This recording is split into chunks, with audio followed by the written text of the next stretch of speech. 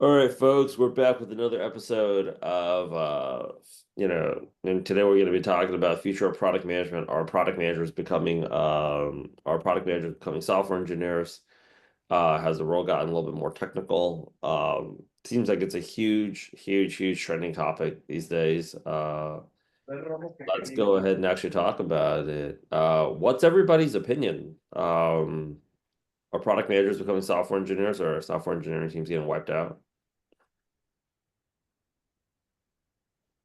Think that small companies like startups, product people are expected to be more technical and at least know how to vibe code at a Mhm. very basic level.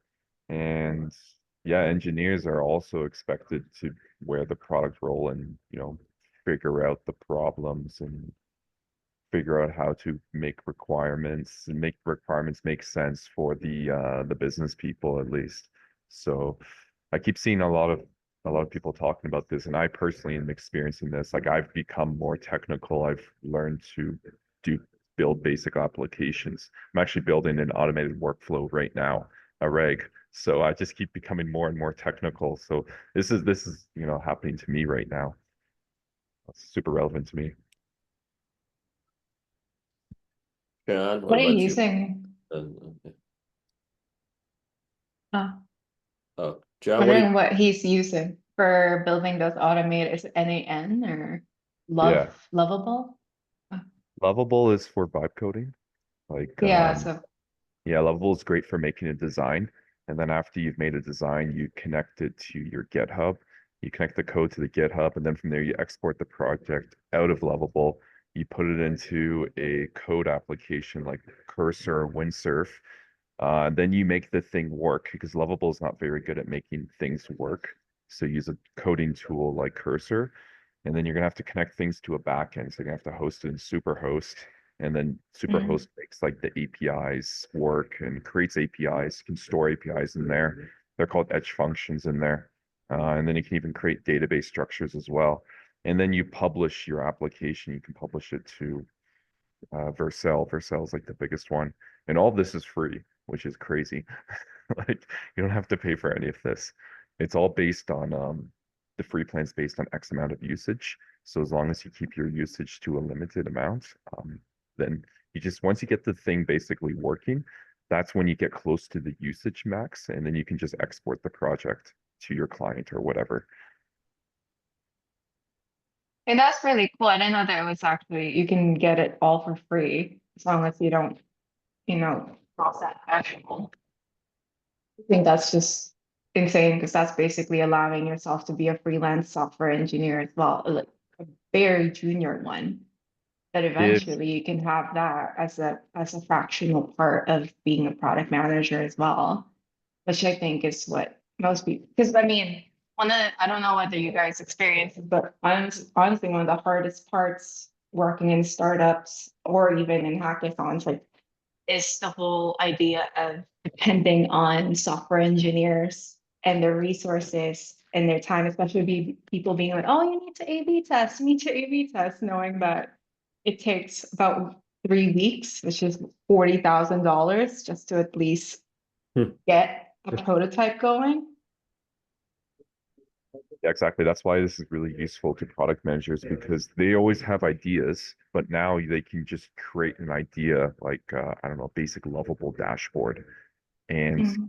people and at least make buttons clickable and stuff like that and maybe have a login screen. So just have like something really basic so that at least people can see and they can use and then they can refine and then, obviously, especially if you're a product manager at a big company, um, you're probably building something complicated. So, but at least you can get the general idea across, which makes the feedback cycle so much faster and means that because product managers, as you probably everyone here has done, you probably used to have to make mock-ups to get your ideas across. Now you can just put it into like, like a prompt and you can mock up an actual semi-working thing, which is way faster. So it's really cool. It's also maybe impacting designer jobs as well. It's like, what about all these designers? If Wiped out. Lovable's so good at design. Wiped out. Yeah, I think like if you have at UX is gonna get affected, but if you're talking about like graphic design roles, Canva in the past few years has just been really like eating them up too. Um, but as we continue to go into the cost cutting route, people will go ahead and simply adapt, or they will like if you're in video editing right now and you're not utilizing AI, like I see very few video editors where they could survive just saying like, yeah, how they edited videos before. If your value proposition in the marketplace isn't doing more quantity for somebody like us, where we're just dumping out pure volume at this point, right? To try to collect as much data as possible, you're not going to survive. So product managers, I'd give it like another 2 years where if they don't get more teched up, it'll be harder and harder for them to not only get the job, but it'll be harder and harder for them to stay on the job because they're the person that has the most skills is gonna survive. The Yeah, person that's exactly. skills, yeah. Like Otherwise, I picked up a client the other day, and the big selling point, it was on Upwork. So there's like 100 applications, and I won because I put in there all I'll build free stuff for you. Like I'll build a dashboard for you. I'll build some AI agents for you. And I've never built a dashboard before, but I just put it in anyways.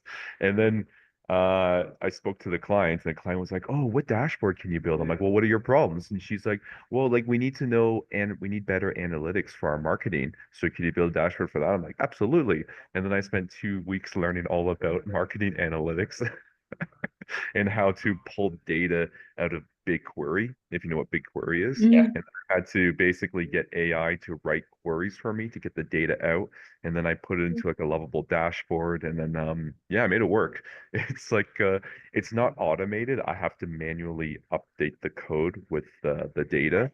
But it works. Like you can go into the dashboard, it visualizes the data, it visualizes the data to the specs that they want. They want to see data between, they have like an old app, like a version one of the app and version two of a mobile app. So they want to see like the data overlapping between the two. And regular dashboards, like in Firebase, for example, or Google Analytics doesn't show that. You have to make a custom dashboard basically. So I did it and just vibe coded it with AI, figured it out. So that's a yeah. good example. I mean, Nice. you're doing it right, John. Actually, like getting like an actual paid customer or real customer, if you can't get a paid customer, to give you a real world problem and then just going in there trying to go out there and figure it out.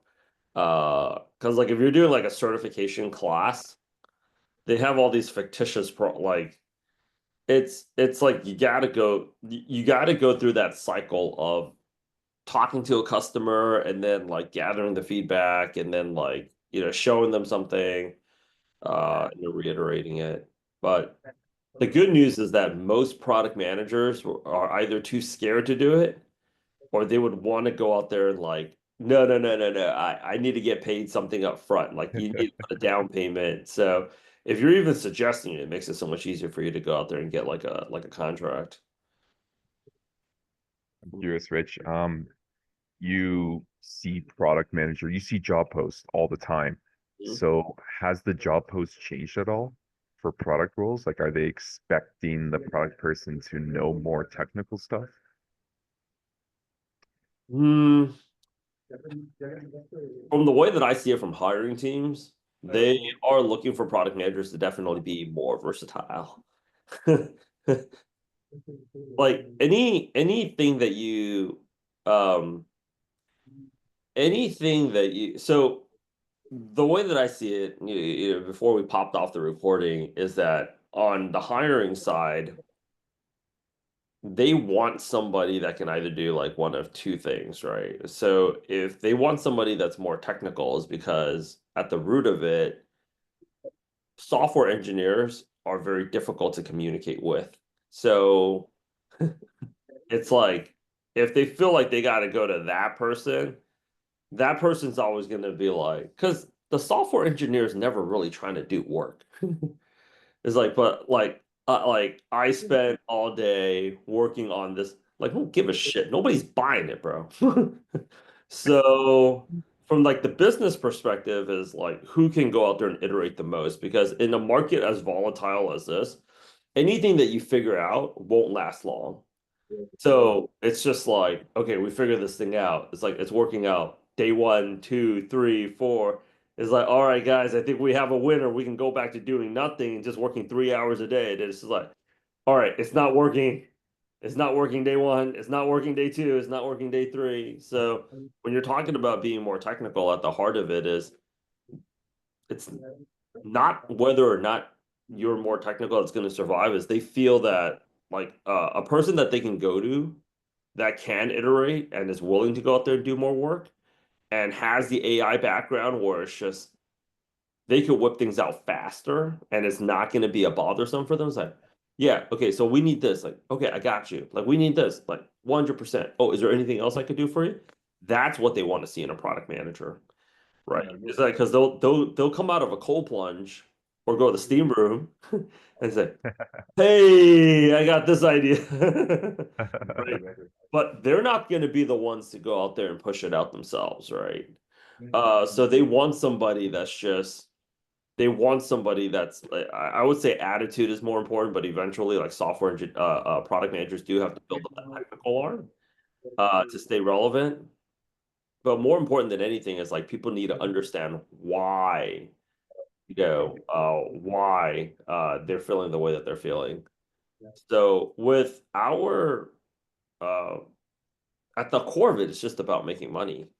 So with our marketing team as well, right? We'll reiterate, or it's just like, okay, is this school or are we going to WAP or like, are we doing more TikTok or are we going more YouTube? Like the reality is at the end of the day, we just give a shit about money. We don't give a shit how the money's coming in. And we also don't give a shit where the money's coming from or who's paying us. We just care about cash, right?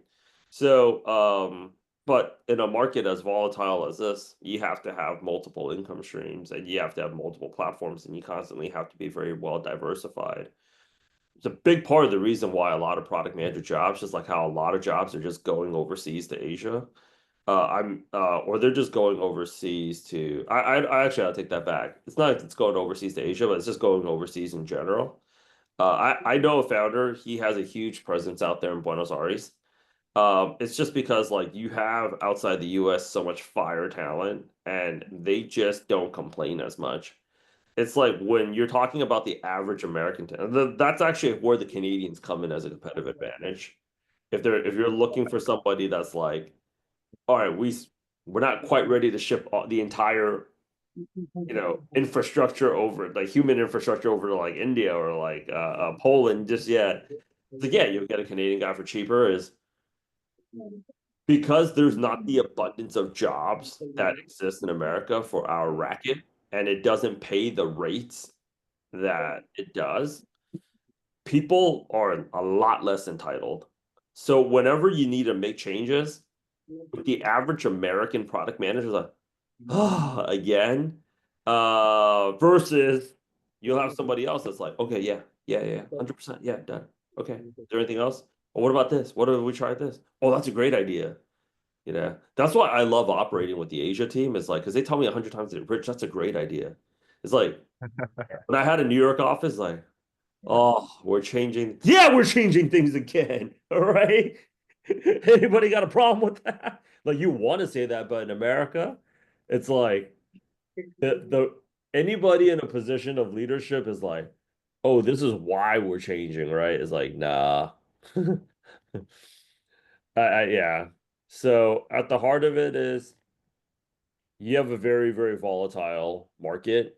There's a lot of uncertainty. So expect change to happen at a higher level of frequency and at a higher level of intensity, where it's just constantly going up, up, up, up, up. And the people that have the stamina to do that, and also a lot of product managers don't want to learn new skills. They say they do at a very surface level. Like I got a Pendle certificate. Well, do something with it. That's just like telling me you found a lightsaber, but you don't know how to swing it properly, man. Like, what does that Pendle logo? What is that doing for my end of the quarter bonus, which is coming in at the end of June? You know, and yeah. So, I would say if they don't have technical skills as a product manager, then the next biggest thing that they have to have is actually ability to drive rev or to drive growth. Um, like sales and marketing. exactly. Product managers, if you're not, it's easier to be more technical than it is for you to drive revenue because now you got to exchange dollars, Mm. right? You got to transact. And it's easier for with AI right now. It's easier for you if you needed to learn SQL or you needed to learn how to build dashboards right now with AI, and a few YouTube videos, you probably have to crank out a few weekends, but the resources that exist for you to learn a technical skill right now compared to 8 years ago, if you're let's just say they heard BitQuery and then they didn't know what they were doing. And they're like, oh, I guess I have to take a SQL class, right?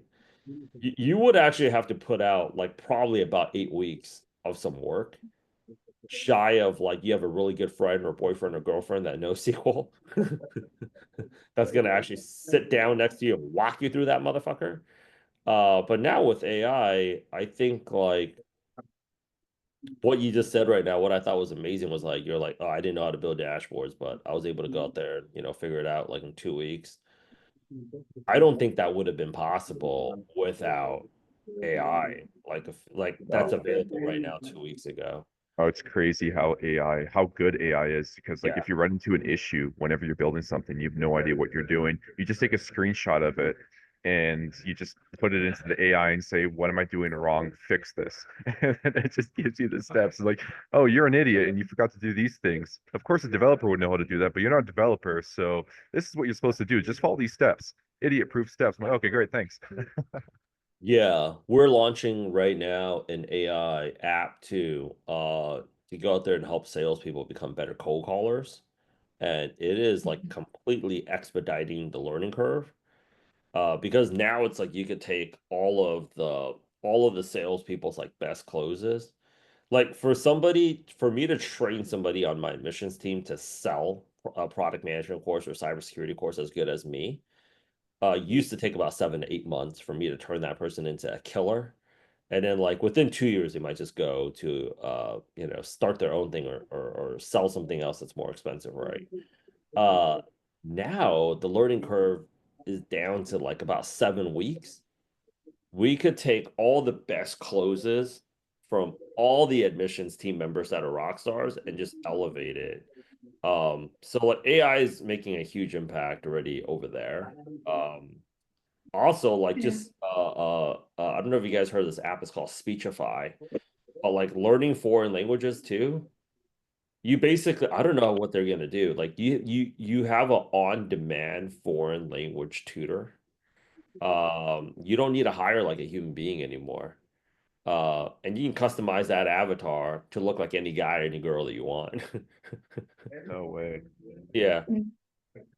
because I know Everyone someone ChatGPT who's creator. making, I who's making what? no, it's insane. Like I know someone who's making an AI like an assistant company. Their main thing is a company that helps with that. And their main clientele are like OnlyFans or the Asian OnlyFans. And then they would, because apparently for those premiums, they have to continue building those relationships and they use AI for that. So basically, it's becoming a sales sort of business development area for them too. That is And it's such working. a big business. It's OnlyFans such a big business. I'm not is joking. like freaking heck, man. I met a guy that's doing that right now in Korea. Mm. Like, man, I'm working way too hard. Like that guy's freaking just printing cash. Oh, yeah, but AI is gonna go out there and affect everything. I think like AI, like agents too. So what Mm. like the only three roles that like I see in tech that are gonna be relevant, the only three roles that are gonna be relevant are going to be and we've narrowed them down. That's why we offer these programs is like thinkers, sellers, and defenders. Like product managers, people that's in tech sales, and cybersecurity, because you still need a human being to think, right? So product managers that are just like, just tell me what to do and I'll do it. Like those days are over. Like you gotta learn how to tell yourself what to do. And you got to go out there and learn how to interpret data yourself. And like you're essentially now, it's like you wanted to be the mini CEO, and yeah, and you're now the mini fucking CEO, homie. So it's like the thinkers, they're gonna be like the rock stars that can either drive revenue or like figure out how to build shit quickly and learn skills quickly. Because when I take a look at the college students right now, they're all using AI apps to hack school, and it's a joke right now to get a 4.0, right? But what it's going to do is it's going to create, and I think MBA grads are freaking useless.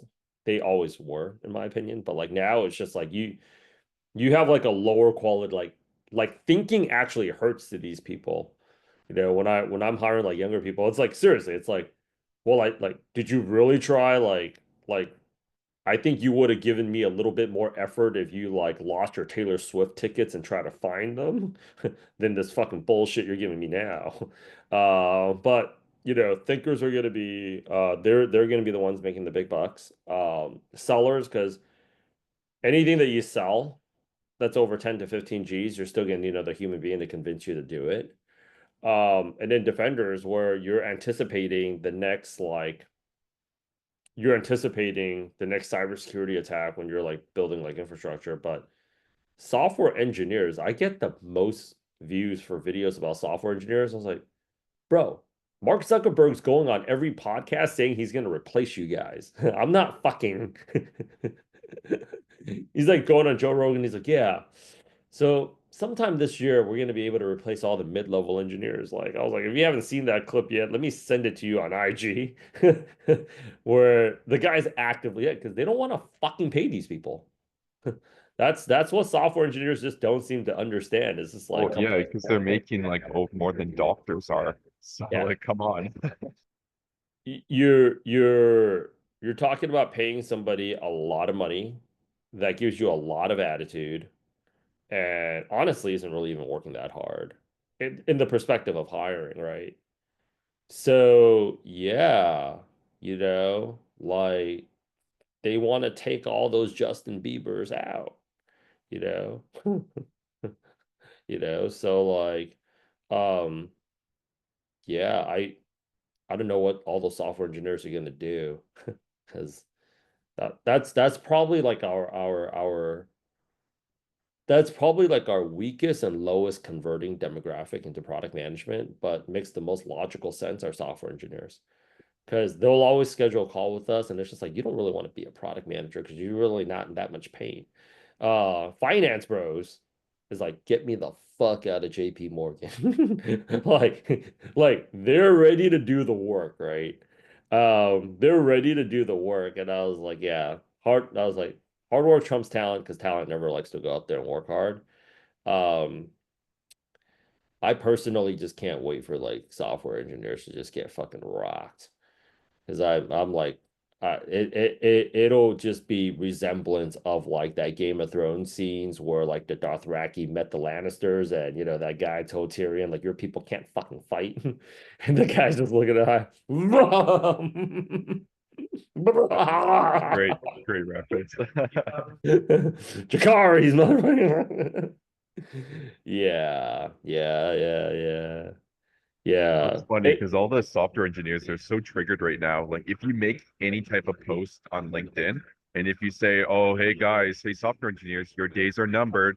Vibe coding is just getting better and better. Look at the trajectory. It's just like the amount of capabilities that these auto coding platforms can do is just exponentially going up and up and up and up. It's like, yeah, right now it can only do like I don't know, like basic login and basic this and basic that. But a year ago, it couldn't do any of that. And like a normal person couldn't even build like a login application, couldn't build a platform to sell something. Now they can do all of that themselves. So give it a few more years, and what next can it do? It can take out your job. That's what it's gonna do. So yeah, you should be scared. It's gonna take their breakfast, lunch, dinner, and brunch. All right. It's literally because so many times like I'd say like the big one of the biggest complaints about product managers about software engineers is um like it's just they're just constantly waiting for the dev team. And then, when you're talking about pre-pandemic, it's just why are we what are we waiting for here? Jesus to come back? Like, you guys are in the ping pong room right now, and it's just like we're doing a team bonding experiment. Well, it's like you guys can be doing a team bonding experiment when you're on the fucking unemployment line, homie. Like, no, but like I don't want to go out there and be mean, but like they're like, well, Elon Musk is the engineer. And I was like, yeah, yeah. But like, you guys ever heard of that story where how Elon Musk like just completely just wiped out like this whole engineering like platoon? Because he was like, yeah, we don't need these servers. And he was like, listen, they're like, no, dude, that thing's gonna take 6 months to a year. And he was like, listen, if you guys can do it in 6 months, surely you guys can do it in 6 weeks. And then they're like, no. And then that's when Elon Musk, the guy that's writing the book on Elon Musk that did the piece on like Walter Isaacson that did like Steve Jobs and everything, he was like, I was getting uncomfortable because it started getting dark real fast. He's like, and the guy was like, what, the sun was setting? He's like, no, the moon. It started getting really dark. And he's like, well, you guys can actually do it in 6 days. And Elon's like, actually, you guys can do it in 6 hours. So Elon Musk flies to Sacramento. He goes to that data center, asks one of his bodyguards, does anybody here have a pocket knife? He's like, we got you. He's got that thing. He's like, that's how those guys are fucking fired. Yeah, it's always like because we had like a overhaul like a few times, and that's actually as a history major, that's actually where the historically speaking, why did the product manager function even exist?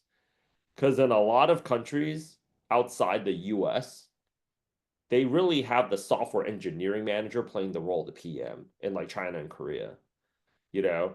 Yeah, And exactly. they would just work with they're just like, why? Because they couldn't get two simple answers from the engineering team, which was how much longer is this going to take and how much is this going to cost? Because that's all business cares about is time and money, right? Um, and there's like, yeah, we can't give you an answer for that. That's not a fucking answer. Like, you see the relationship of that always happening. Like if you guys watch Oppenheimer, um, you had that same dynamic with the military and the scientists. I'm just like freaking cracking up, right? Like they just don't want to give that answer out. So yeah, it'll the only thing that's missing is like product managers couldn't do. Like a lot of product managers, they just felt like, dude, like this is actually where we started selling a lot more of the technical courses like SQL and all that, data analytics, or like learning how to build chatbots or like learning how to use AI agents.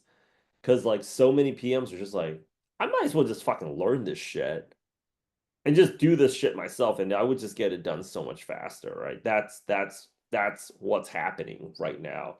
But yeah, I had a video called like software engineering is over. Like within the first 2 hours, I got 600 views on it. So any kind of like anything that you guys drop that has software engineering in it, it will print views. And So the software biggest engineer thing that lose his I've job. heard, Huh? the software engineers don't really are needed in terms of the same way as it was before. Even just the way, like this venture capitalist lady was just like, we need more PMs and designers. We don't need this many software engineers anymore. And they're actually, because they don't even know how to talk to people or talk about the problem. They just want to build, build, build, but they're not actually building anything that would generate revenue. They're just focusing on technology. Kind of sad. That's Over that's over usually like the optimizing. problem with. over optimizing Huh? the back end basically, Yeah. making the back end as like the architecture as perfect as possible. Yeah. It's always the architecture. Yeah. This is why, For like, you. yeah, this is why, like, I would say in the kitchen, like, the chefs are pretty much the engineers, right? Like, they care about, like, the food and, like, it's just like the quality and, but, like, they're doing it for, like, art's sake. Like, but people don't understand is there's a bill that's got to be freaking covered. If you think about it, when I was in a WeWork, there was about like there was this one room, this was one startup. They had 8 engineers in a room, and that's $1 million a year in payroll. Right there. It's like when Real Madrid is playing, that's like a few small nations' GDP on the fucking field right there, you know? Like, Only a yeah, million. Wouldn't it be like 1.5 million? yeah, it would be like 1.5 million. That's not including like them saying like they need 3 monitors and like this freaking keyboard and I need to sit on a medicine ball. Give me my alcohol and healthcare. Oh my gosh. I think my favorite one was my friend that worked HR. He was a recruiter at Meta, and they're like, "Yo, um, you work in like the like you're like part of the like HR team, right?" And she's like, "Yeah." I was like, "Yeah, we're out of my flavor yogurt," and she's like, "Well, I don't do the yogurt." He's like, and it's like there's 52 flavors of yogurt in there. I'm pretty sure there's something. It's like, yeah, but you guys didn't have my flavor. It's like, fuck you. Now you just get no yogurt, right? So, um, yeah, I think people can rant on engineers all day, and I think like the overall like I think the mindset of the engineer versus the product manager is very, very different. Like you have like a lot of very negative posts that negative posts generate really good views in general because people like disaster. So when you're talking about is product management over, product managers are like, so what do we do next? Like, what's the next job, right? What are the next skills I have to learn? With software engineers, like software engineers, I was like, fuck you. No, it's not. Let me tell you why it's not, right? It's like, okay, so if Earth is over, then we gotta talk about how to get to Mars, you know? Like, so, when I talk to product managers, like, "Yo, Rich, yeah, I heard product management's over. Like, so should I still be looking for a product manager job? Or should I like what's the job that product managers like? What are product managers doing?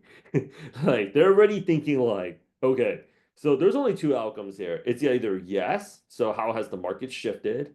Like, what should I be doing next? Or like, no, okay, well, clearly I'm not getting interviews. So what do I need to do to get more interviews? Like, or is it like a type of company I should be going after? With software engineers, it's immediately negative backlash. Like, no, let me tell you like 50 reasons why, like, it's like, okay. Clearly we know doing the same shit isn't going to get you the same results that you had like 5 years ago, right? So like just even like that is like it's a very rigid mindset. I think it's very hard to correct. Great. And to play devil's advocate, there are always going to need to be developers, engineers, etc., especially at companies that have very very proprietary code and proprietary applications and so on. It's highly technical and so on and so forth. Absolutely, there will absolutely to be there, but those are only like, the Fortune 500 companies and maybe like a few thousand more. Like that's it. And it'll basically only be the experts that are really needed. They'll be like the experts, the engineers at really big companies, like really big companies, and that's it. Like any company like less than like a few hundred people, maybe 500 people, like not really gonna need engineers. Maybe like a CTO, maybe like a co-CTO, but like that'll be about it. And the CTO will basically just be maintaining the thing and then the other CTO will just be thinking about like, okay, well, how do I add the new pre-built things into the already thing that we have, and like that's all they're gonna really do. Yeah.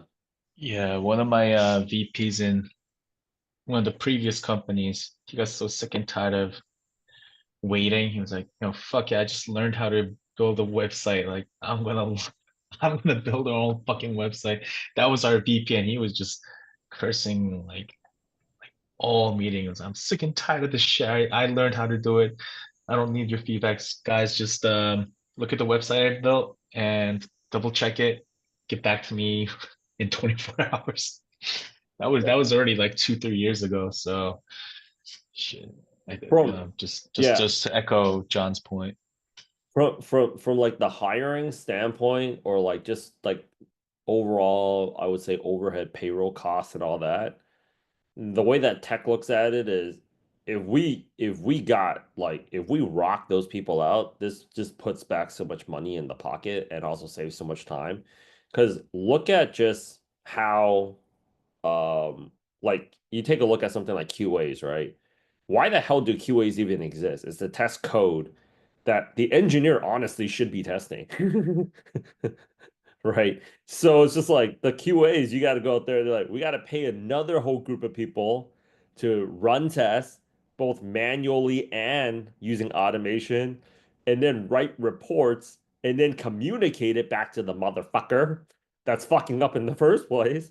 And then that guy's always like, you're not testing it correctly. It's like, what are you talking about? We had a whole freaking team in Eastern Europe freaking run diligence on that thing all weekend. So you and you know what you get on the back end? You get somebody that's just like, all right, right. The product managers that's waiting for it. Um, uh, you have like customer success teams that's giving you very clear feedback, like, yo, I'm hearing this from our account managers every single day and directly from the customer themselves saying that, Salesforce has this, or like HubSpot or this competitor has this. Like, we need to whip, and you're just constantly communicating with this guy, with a team that just doesn't want to work, because inherently, if you're gonna be an engineer, you're a perfectionist, right? So if they let the engineers call the shots, this one guy I saw do a talk at Columbia University is like, you would never have an airplane. You would have never had like the first car leave like the Ford plant because it's just like, it's not ready, it's not ready, it's not ready, it's not ready, it's not ready. So the reason why they don't want to do it is because if they do it, they got to go all in, and it's perfectionism at its freaking finest and worst. So they don't want to even like venture in there. Um, yeah, I guess instead of like this whole podcast just became about trolling engineers. If you're like, okay, if you're like, which we can talk about all day, because that's just like having an all guys podcast, like freaking just trolling dating women in New York, and then like having an all women's podcast. It was funny because pre-pandemic, Product Gym would have these. We would have lunch because we ran classes every Saturday. The girls were always with the girls, just talk about all the guys and dating, and then like the guys would just be complaining about all the girls and how dating is bad in New York. But San Francisco would be doing the same shit too. Uh, those are fun times. But overall, if you're gonna be relevant as a product manager, like you're gonna have to do both, which is you're gonna have to be more technical, right? To kind of go out there and level up that part of the game. And at the same time, too, it's like what we're building and why we're building, you're gonna have to be a little bit more, take a little bit more ownership of the results. Like, is this actually driving revenue? Growing users right now is not like, it's like, oh yeah, like this got more users. Like, yeah, but did we transact dollars? Because I still got to pay you. So on both sides, they're gonna have to go out there and make progress on it, and they're also gonna have to learn AI. You're gonna have to get more done, so you have to learn AI. Software engineers, if they want to stay relevant, they're gonna have to also be learn how to communicate with other people. They're also gonna have to like AI is gonna make AI is going to have to make everybody better at their job. If you take a look at the baseball player 100 years ago compared to other athletes, they were probably the most physically unfit. Like you're not really seeing that a whole lot like these days, right? Like Otani is a freaking beast, you know? Like this freaking pure animal. They're always like, are you learning English? I ain't got time for that shit. That's another 20 minutes I can be in the weight room, you know? Like, so you're gonna have to do like AI is just gonna require the human being to just excel more, you know, because you're competing against a machine that doesn't need oxygen. Yeah. So that's my 2 cents. Anybody else have any final words to go out there and wrap it up? John looks like he's gonna get ready to start a really lit night out there. Dude, there's a Socratic seminar happening right now, and it's all in Spanish. So everyone just busted out a bunch of beers. So it got pretty wild here very fast. Oh, dude, go out there and get ready, have fun. Um, Paul or Sean, any last words? I think it's gonna make a full circle back. I'm about to get into farming. Shit. I did Dude, that. I thought I was building software, I needed to touch grass. Turns out I did not like farming. I did not like touching grass at all. So, John, what are you gonna you know farm? what? Hmm? So, Fun. What do you want? Oh, I thought you said farm. I thought you said I'm gonna have to get Yeah, out yeah, of yeah. No, this and I get was into saying like because farming. I played a lot of the Stardew Valley, and for 3 years I was burnt out building software, and I wanted. So I went to a Buddhist retreat in Japan, and figured oh, out if I could like farm and stuff uh-huh. for one. I was supposed to be there for 8 days. I ended up leaving at 7, but it was fine. But you know what? no. It might work out for you, so go for it. Yeah. Yeah, no, I had a friend like way back, like 10, 12 years ago. He was like, yo, you wanna move to Hawaii and start like farming and like raise chickens and stuff? And I was like, get out of here. Regret it. I regret it. He's in upstate now, but I sometimes I call him and be like, bro, you probably made the I don't know greatest if you guys idea. that's a great move because I don't know if you guys watch YouTube or just follow creators on YouTube, but a big trend on YouTubers is the traditional life. And it's people that are just Yeah. like the middle of nowhere, like I don't know, like Newfoundland, for example, Canada, and buying an island and just like raising, I don't know, chickens and whatever, and like renovating like an old house from like 1940 and just living like a basic life. And like these channels are blowing up. They have like 500,000 subscribers. And all they do is they just videotape all the stuff that they're doing. Like, oh, we got a new goat. We had to build a shelter for the goats. Yeah. And I'm watching this shit being like, it's actually really interesting. I kind of want to Yeah, do. no, I'm never those never gonna things do it. inspired me too. Yeah, yeah, no, I think I've John, I think I've watched one of those channels and yeah, dude, like past like year I was like thinking about this, but in any case, we can put that for next week's podcast, maybe. I Uh, one of the things in the career break I did was looking at the farm in Japan because you can kind of work in farms for free uh-huh. boarding and stuff. And that was one of the other things you can do. Oh. Yeah, Paul, I'll take note of that. So I'm gonna leave it with uh, Uh, okay, we just left.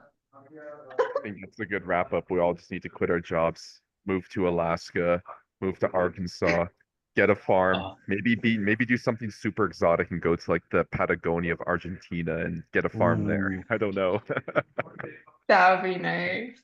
I'm yeah, sure yeah, product management skills would be transferable in one way or another.